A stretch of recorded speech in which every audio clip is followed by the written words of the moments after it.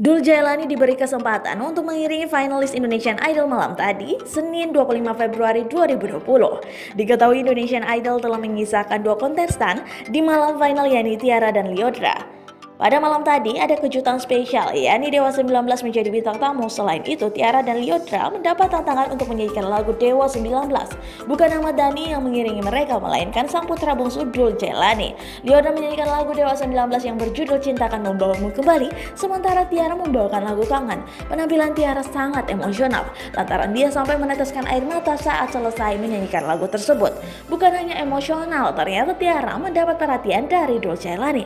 Hal tersebut terungkap setelah sang Bunda Maya Estianty meminta Dul menilai kedua finalis Indonesian Idol, Lyodra atau Tiara. Dul sempat mengelak dan memuji keduanya. Dua-duanya cantik menawan, jawab Dul. Lah, itu jawaban persi Bapak sahut Maya menyindir Ahmad Dhani. Anak Hermansyah pun langsung meminta Dul agar tidak seperti ayahnya. Kamu jangan nakal kayak bapakmu, Dul, ujar anak. Enggak kok, jawab Dul singkat sambil tersenyum. Namun akhirnya dirinya mengakui lebih tertarik dengan Tiara.